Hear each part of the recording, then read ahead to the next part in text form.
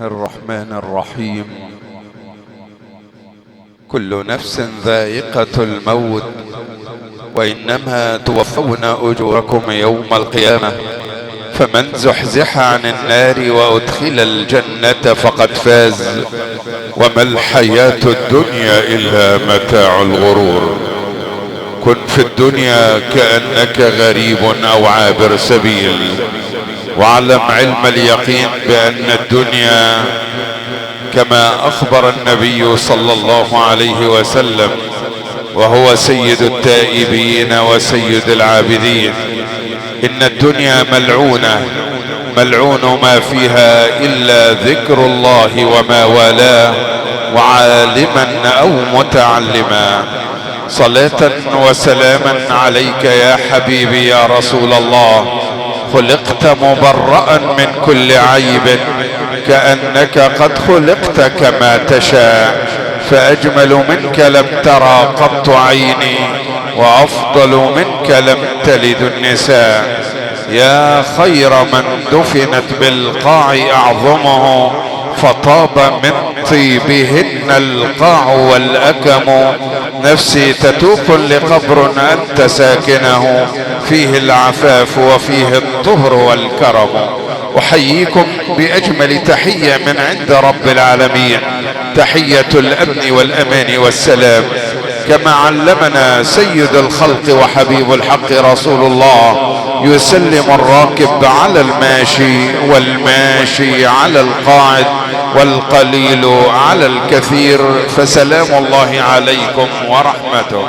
في هذه الأجواء المباركة وفي ليلة وداع وتكريم للوالد الراحل الكريم الحاج محمد أحمد إبراهيم أبو الحج، دعينا الله أن يبارك في الأستاذ وليد محمد أحمد والأستاذ زكريا محمد أحمد إبراهيم والأستاذ حموكشة أحمد إبراهيم، كما يستقبل واجب العزاء على مدار هذا اليوم هذه الليلة المباركة الحاج فتحي أحمد إبراهيم والمرحوم حاج زكريا أحمد إبراهيم، كذلك مؤسسة منا للحاج مكاوي مصطفى والحاج عادل مكاوي، المرحوم السباعي أحمد إبراهيم والمرحوم رمضان أحمد إبراهيم.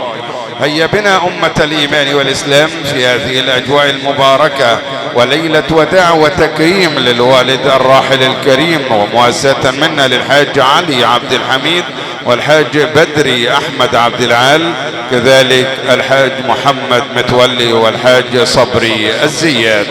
في هذه اللحظات الإيمانية المباركة يسعدنا أن يكون معنا علمين من أعلام التلاوة بجمهورية مصر العربية والعالم العربي والإسلامي. يسعدنا أن يكون معنا فضيلة القارئ الإذاعي الكبير الشيخ السعيد السيد حمودة، كما أيضا متواجد معنا فضيلة القارئ الشيخ أحمد عبدو خليل، ليعتلي منصة التلاوة الآن بإذن الله تعالى قيثارة السماء والصوت الخاشع، لنتمتع مع عملة من العملات النادرة بصوته وليغوص بنا في أعماق القرآن الكريم. فهيا بنا مع دقة الأداء وعذوبة الصوت لفضيلة القارئ الإذاعي الكبير الذي يعتلي منصة التلاوة الآن، فضيلة القارئ الشيخ السعيد السيد حمودة، في رحاب هذه التلاوة القرآنية المباركة. نذكركم على مدار هذا اليوم وهذه الليلة العطرة المباركة تتم هذه التغطية الإشراف العام إدارة المتر حمادة أيوب. فهيا بنا في رحاب هذه التلاوة المباركة.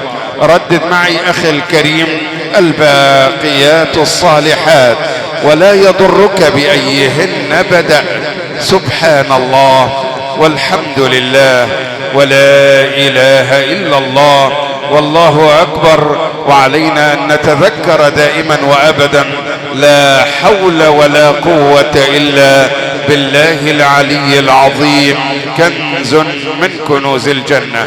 فما أجمل أن نرتب الآن الألسنة بذكر الله، ألا بذكر الله تطمئن القلوب، في رحاب هذه التلاوة القرآنية المباركة.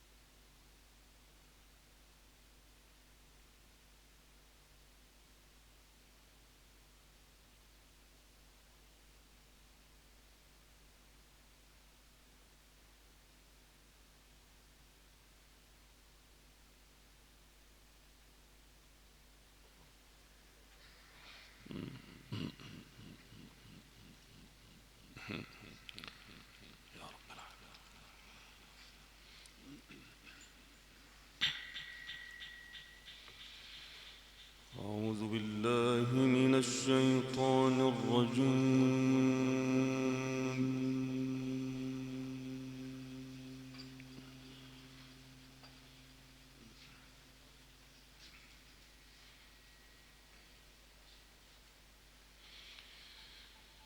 بسم الله الرحمن الرحيم.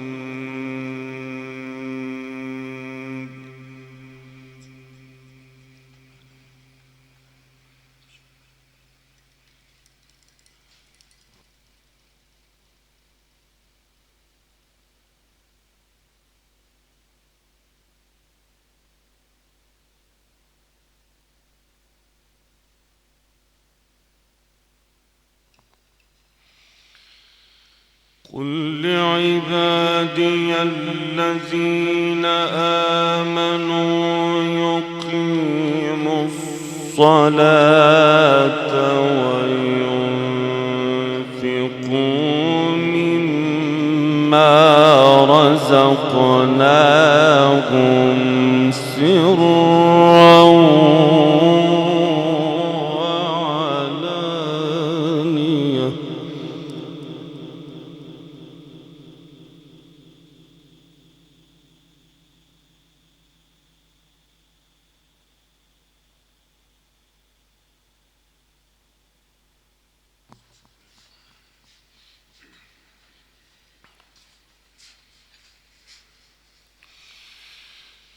قل لعبادي الذين آمنوا يقيموا الصلاة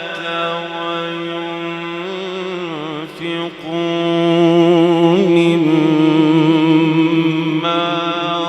رزقناهم سرا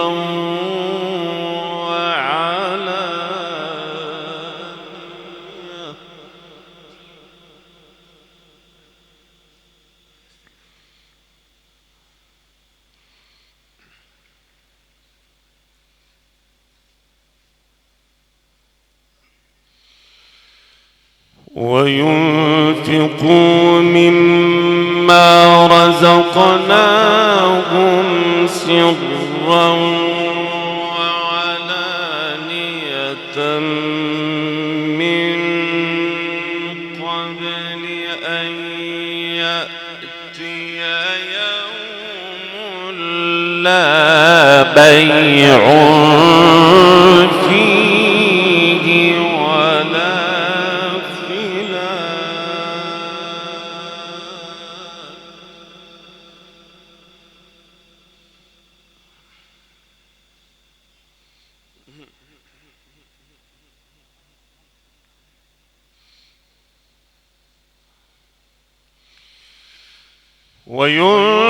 وينفقوا مما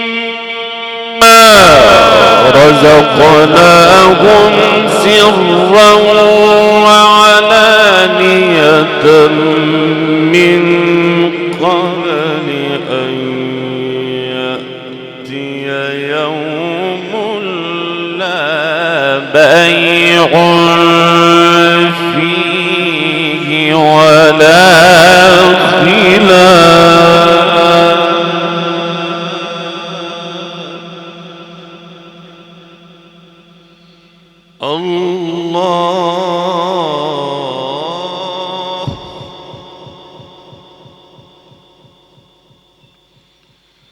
الله الذي خلق السماوات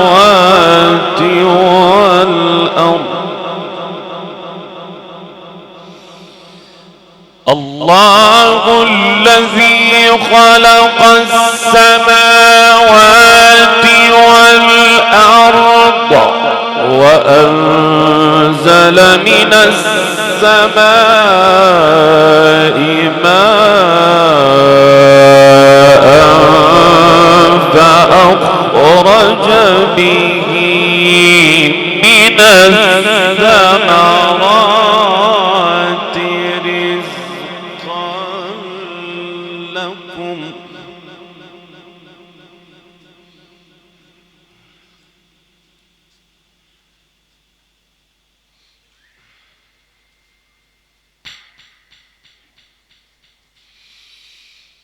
بسم الله الرحمن الرحيم.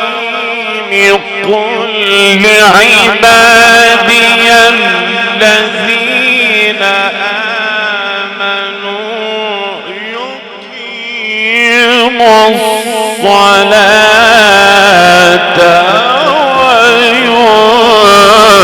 وينفقوا مما رزقناهم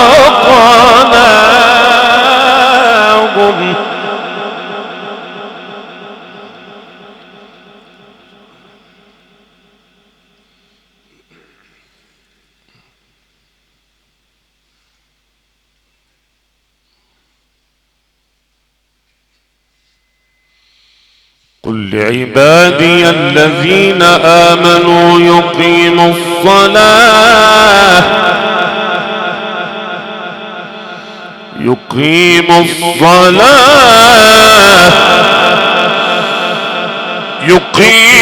الصلاة وينفقوا مما رزقناهم سرا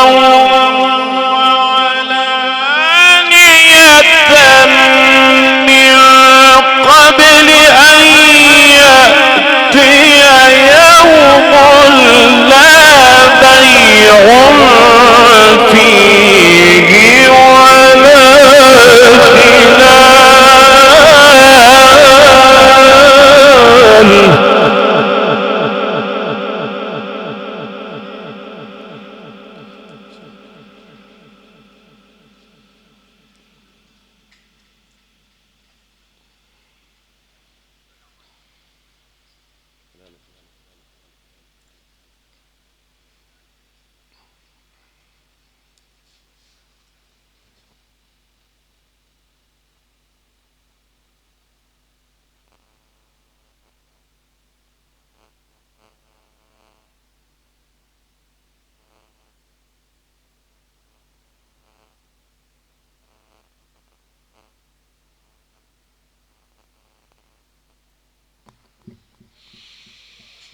قل لعبادي الذين آمنوا يقيموا الصلاة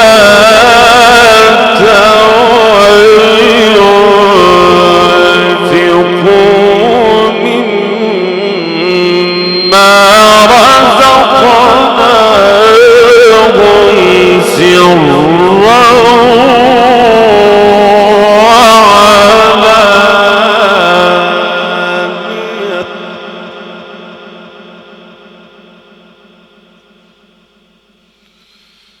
سرا وعلانية من قبل أن يأتي يوم لا بيع فيه ولا خلال.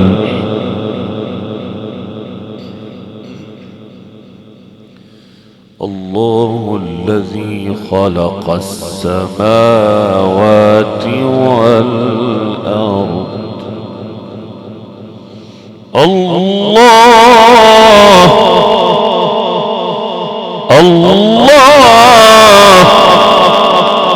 الله الذي خلق السماوات والأرض الله الذي خلق السماوات والأرض وأنزل من السماء ماء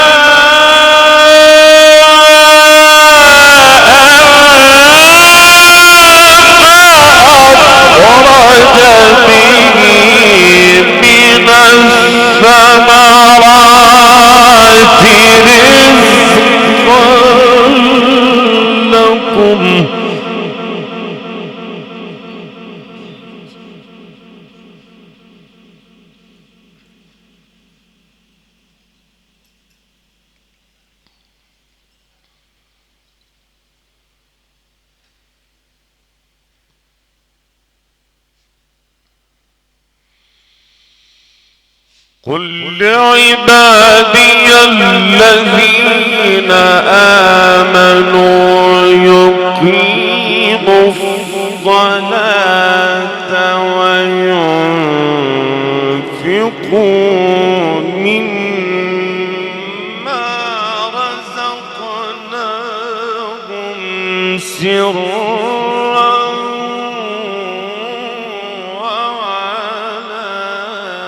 وعلانية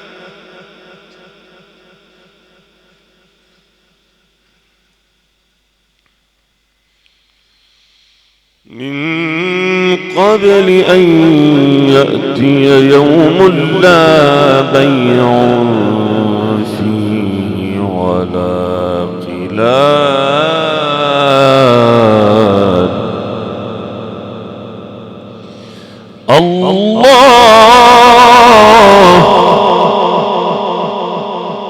الله الذي خلق السماوات والأرض الله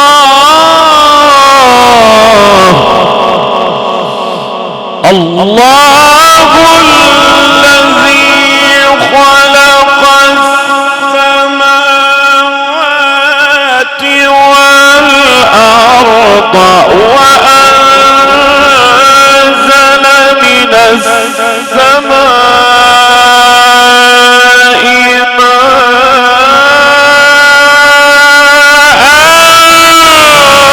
فأخرج به من الثمرات رزقا لكم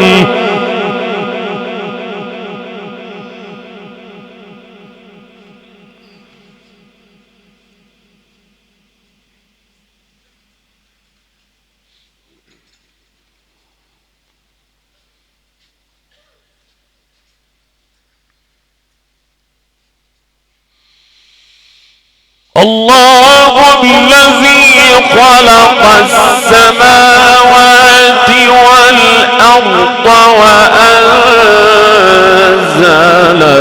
من السماء ماء فأخرج به من الثمرات رزقا لكم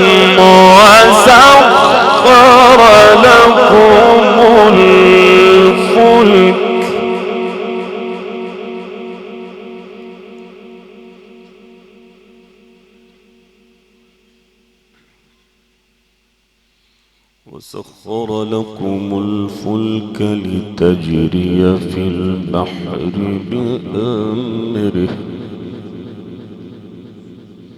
وسخر لكم الأنهار وسخر لكم الشمس والقمر دائبين الله الذي خلق السماوات والأرض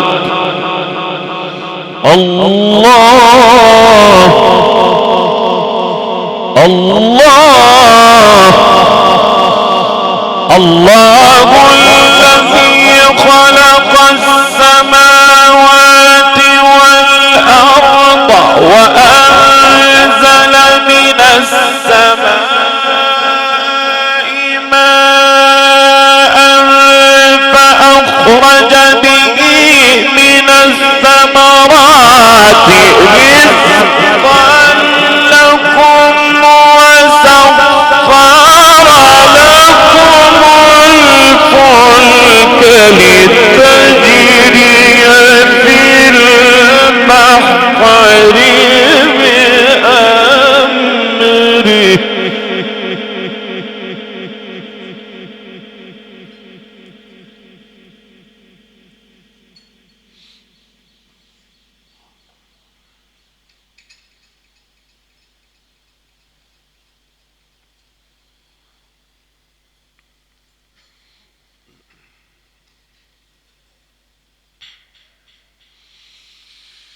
فأخرج به من الثمرات رزقا لكم وسخر لكم الفلك لتجري في البحر بأمره وسخر لكم الأنهار وسخر لكم الشمس والقمر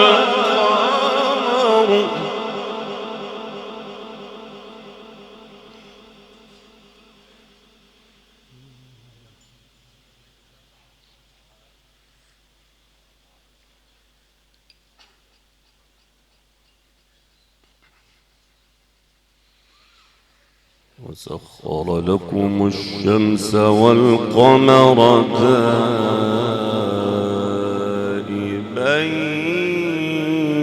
دائبين وسخر لكم الليل والنهار وسخر لكم الشمس والقمر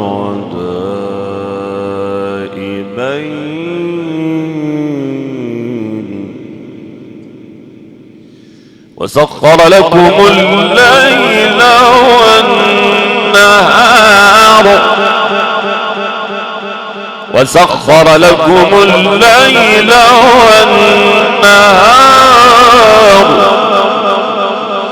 وسخر لكم الليل والنهار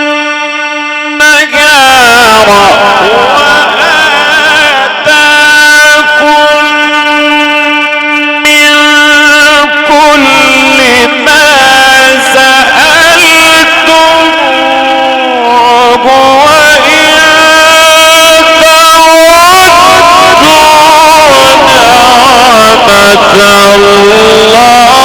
وإن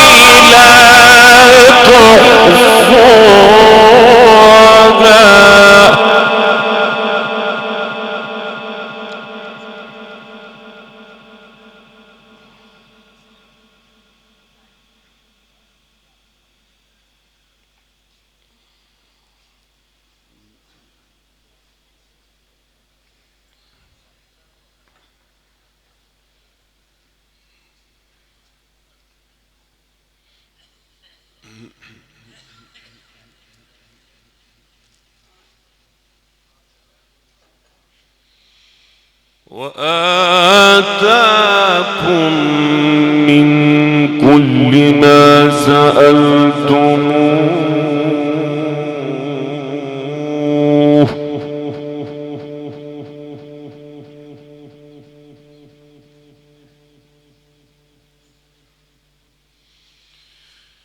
وآتاكم من كل ما سألتموه وإن تعدوا نعمة الله لا تحصوها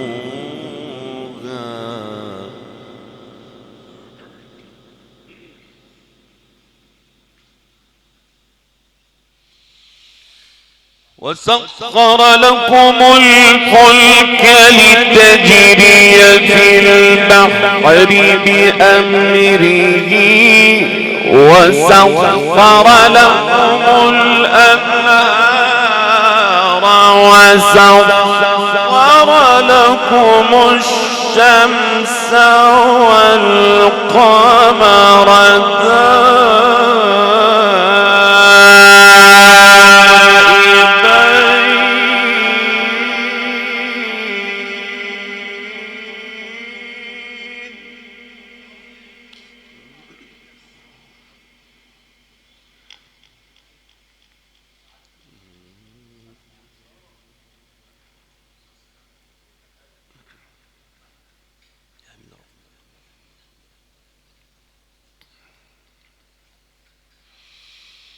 وسخر لكم الشمس والقمر دائبين وسخر لكم الليل والنهار وسخر لكم الشمس والقمر دائبين وسخر لكم الليل والنهار وآتاكم من كل ما سألتموه وإن تعدوا نعمة الله لا تحصوها.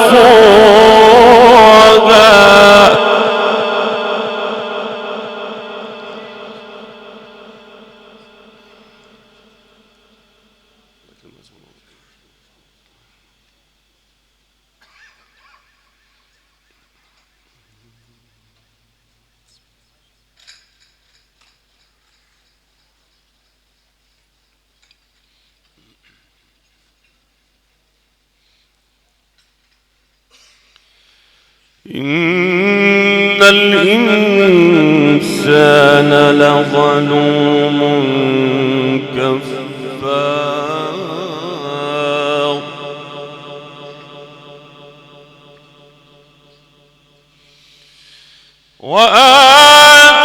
وآتاكم من كل ما سألتموه وإن تعدوا نعمة الله لا تحصوها.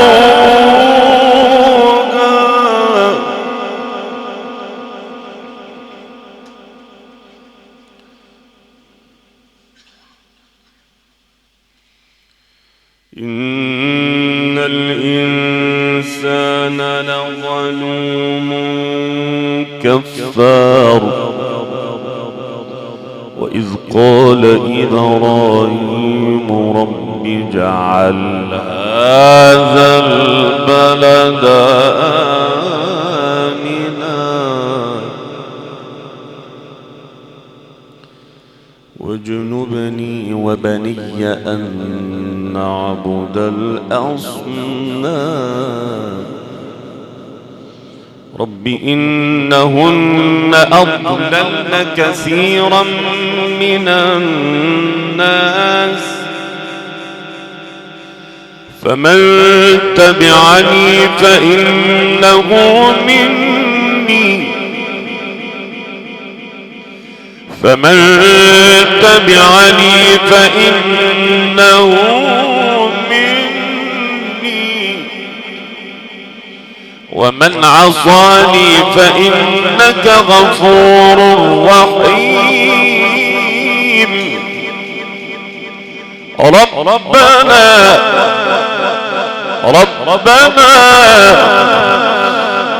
ومن عصاني فإنك غفور رحيم. ربنا إني أسكنت من ذريتي بواد غير ذي زرع عند بيتك المحرم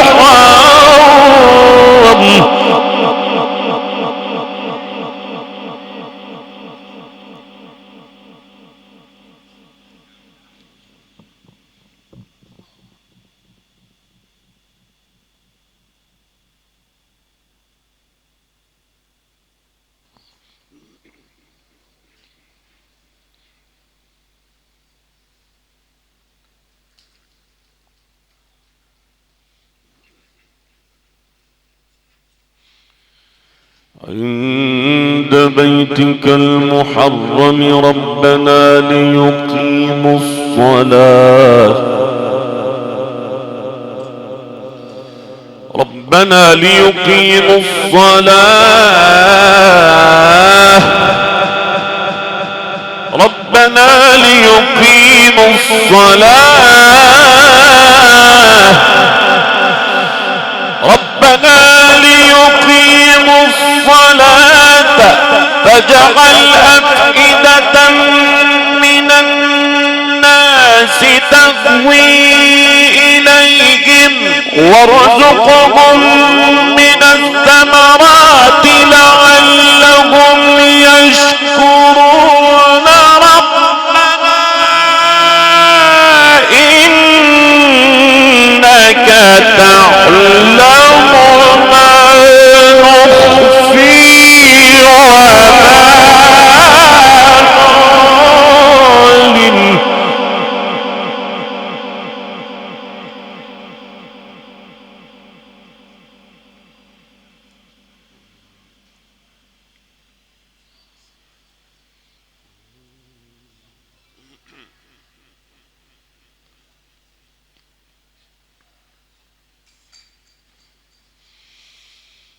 وما يخفى على الله من شيء في الأرض ولا في السماء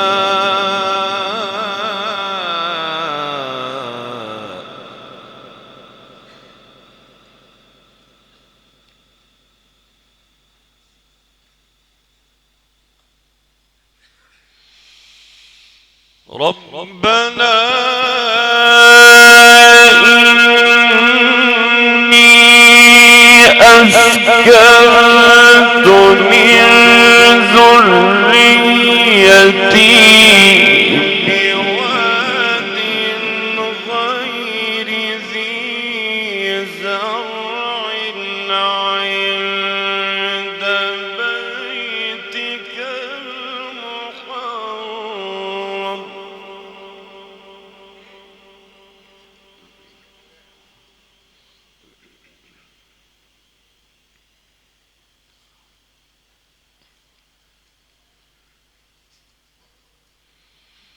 ربنا ليقيموا الصلاة فاجعل أفئدة من الناس تهوي إليهم وارزقهم من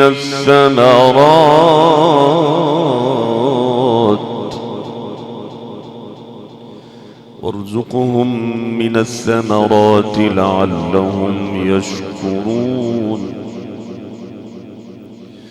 ربنا ليقيموا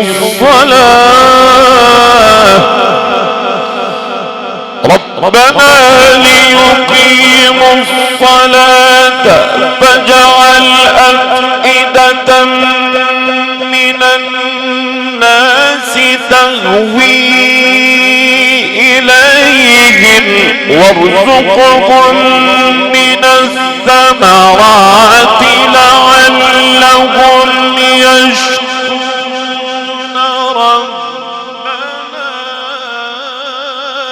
إنك تعلم ما نخفي وما نعلن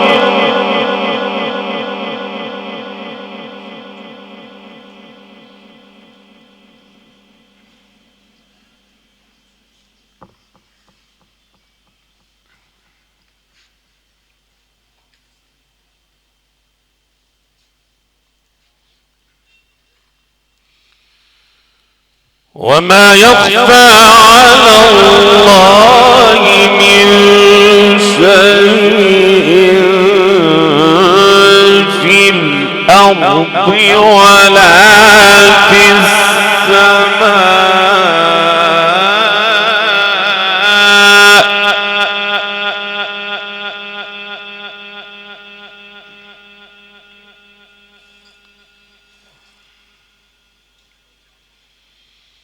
ربنا إنك تعلم ما نخفي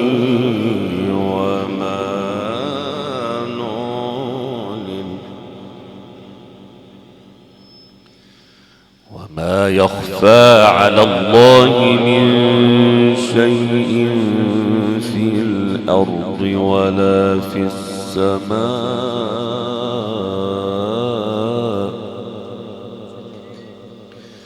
ربنا ليقيموا الصلاة ربنا ليقيموا الصلاة فاجعل أفئدة من الناس تهوي إليهم وارزقهم من الثمرات لعلهم يشكرون ربنا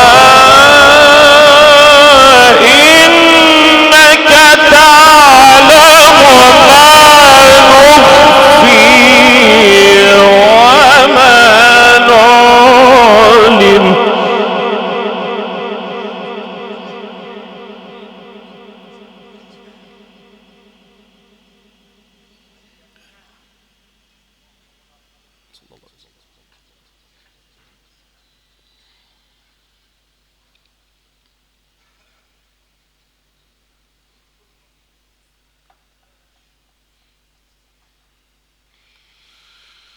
وما يخفى على الله من شيء في الأرض ولا في السماء.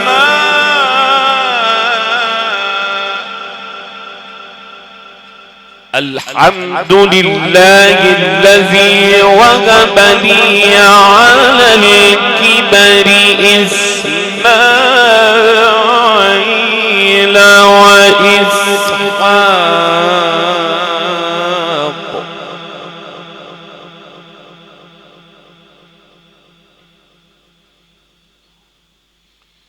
إن ربي لسميع الدعاء.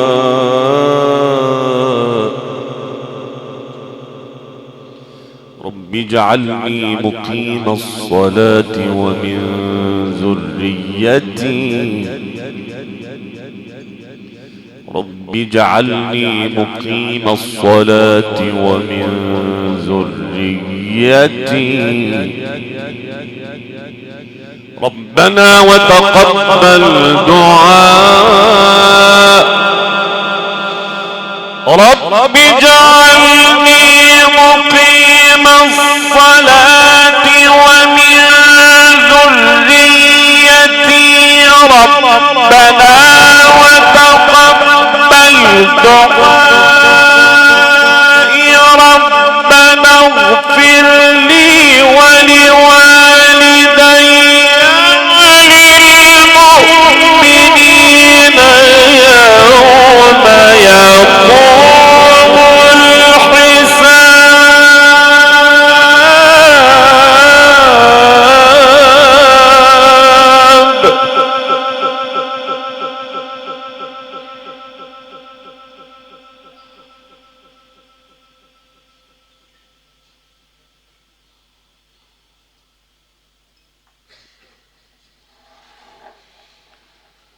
ربنا اغفر لي ولوالدي وللمؤمنين يوم يقوم الحساب.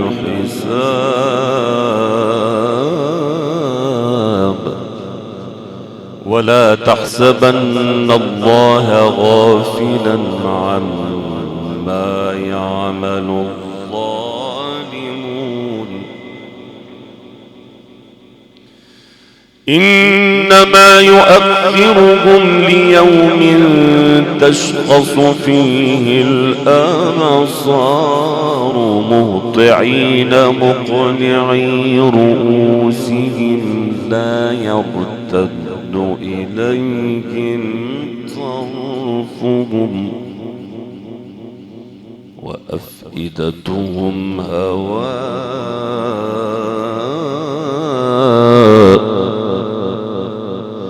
وأنذر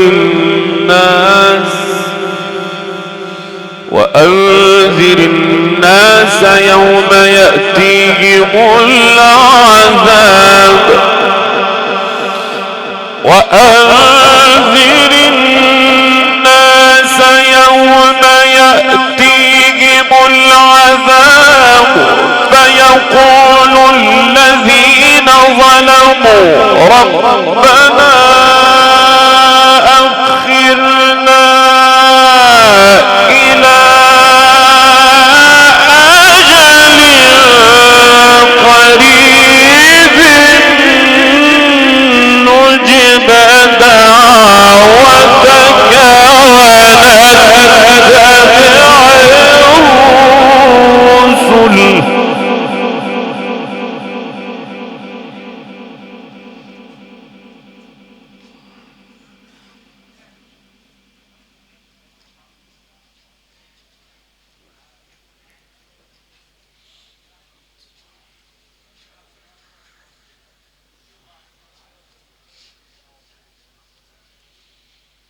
أولم تكونوا أقسمتم من قبل ما لكم من زوال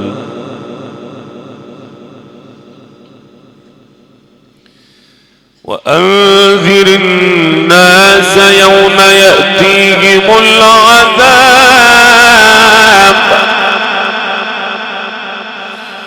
وأنذر الناس يوم يأتيهم العذاب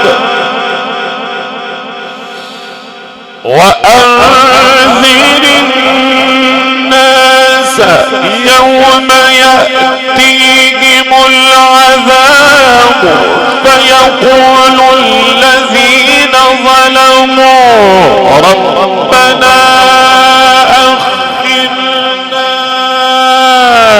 إلى أجل قريب نجب دعوتك ونتبع الرسل.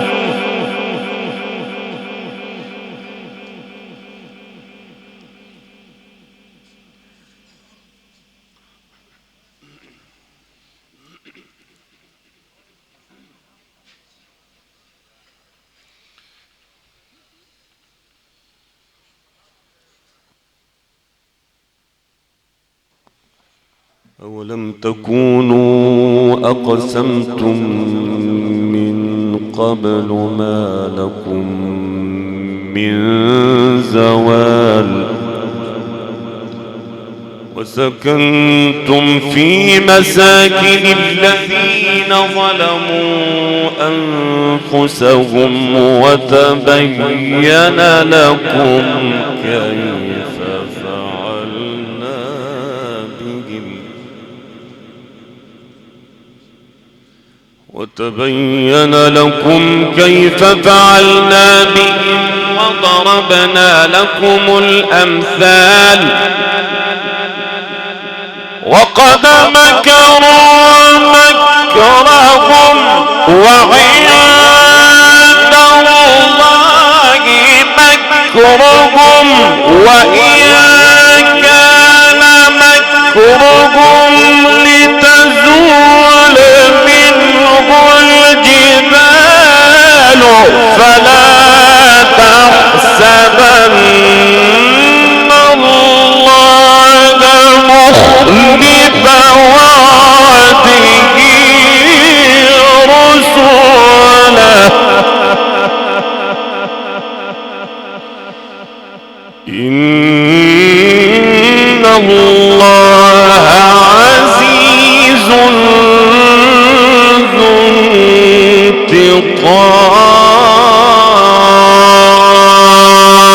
انتقام. صدق الله العظيم.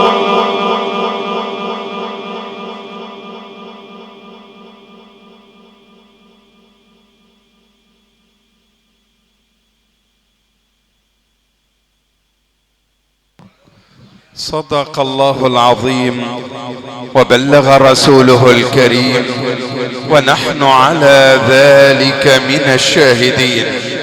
هكذا أمة الإيمان والإسلام استمعنا واستمتعنا في رحاب هذه التلاوة القرآنية العطرة المباركة، ذلكم العلم القرآني بهذا الأداء الراقي المتميز، فخر قراء الإذاعات المصرية فضيلة القارئ الشيخ السعيد السيد حمودة، بعدما تجلى عليه رب العالمين وأفاض عليه من فيوضات القرآن في هذه الأجواء العطرة المباركة، وليلة وداع وتكريم للوالد الراحل الكريم الحاج محمد أحمد إبراهيم، وداعا لأبو الحاج رحمه الله.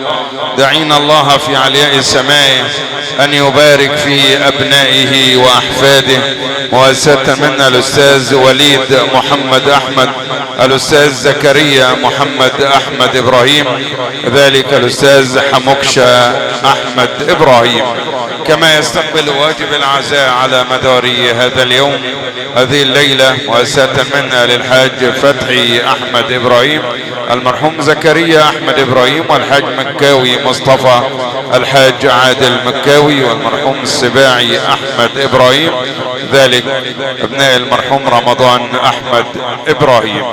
ونحن في هذه اللحظات الإيمانية العطرة المباركة أيضا مواساة من الباش مهندس جمال لاشين للعائلة، كذلك مواساة منا للكابتن فتحي زكريا أحمد إبراهيم. الشكر والتقدير لكل من توافد أيضا من عزبة التل والشرقاية وجميع القرى المجاورة، مواساة منهم للعائلة الكريمة على مدار هذا اليوم وهذه الليلة المباركة. تتم هذه التغطية والإشراف العام لهذه الليلة المتر حمادة أيوب. أمة الإيمان، علينا دائما وأبدا أن نتذكر بأن لنا رسول الله صلى الله عليه وسلم، الحمد لله الذي أنعم علينا بإظهار سيد البشر وقدر ولادته في ليلة فاقت أنواره الشمس والقمر، وعكف على منزل آمنة الطير وهلل وكبر. أمة الحبيب، علينا دائما أن نكثر من ذكر الله، فما يمنعنا وما يمنعك أن تكون الآن من الذاكرين لا إله إلا الله. عليها نحيا وفي سبيلها نجاهد وعليها نلقى الله. إننا في هذه الأجواء المباركة لنواصل وإياكم هذه اللحظات الإيمانية العطرة المباركة. ما أجمل أن نعيش دائما مع كتاب رب العالمين، ألذ الكلام وأطيب الكلام، قرآن الدنيا والآخرة والسجل المحفوظ. الشكر والتقدير لجميع السادة الدعاة رجال الأزهر والأوقاف، إدارة أوقاف كفر صقر، كما أيضا كل من جاء يقدم واجب العزاء للعائلة الكريمة، وأيضا في استقبالهم الداعية الإسلامي الكبير سماحة الشيخ بكر حميدة. إننا في هذه الأجواء المباركة نذكركم دائما بكلمتان تحدث عنهم الحبيب صلى الله عليه وسلم فقال: كلمتان خفيفتان على اللسان ثقيلتان في الميزان حبيبتان إلى الرحمن سبحان الله وبحمده سبحان الله العظيم.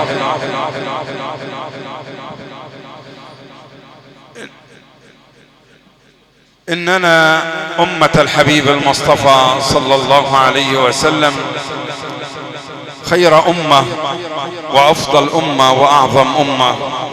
إننا علينا أن نتذكر في هذا الشهر العطر المبارك فيه ذكرى تحن لها القلوب وتنحني وتتيه في أوصافها الأقلام، ذكرى الإسراء والمعراج.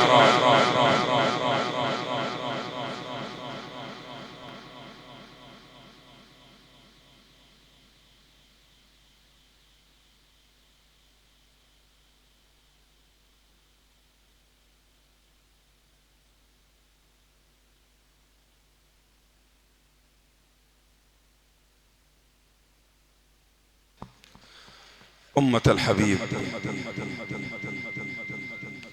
دائما وأبدا علينا أن نكثر من الدعاء والتقرب إلى الله، وأن نردد: اللهم أعنا على ذكرك وشكرك وحسن عبادتك. اللهم إنك عفو كريم تحب العفو فاعف عنا. اللهم إنا نسألك الهدى والتقى والعفاف والغنى يا أرحم الراحمين. ليعتلي منصة التلاوة الآن فضيلة القارئ الإذاعي الكبير الشيخ أحمد عبدو خليل لنتمتع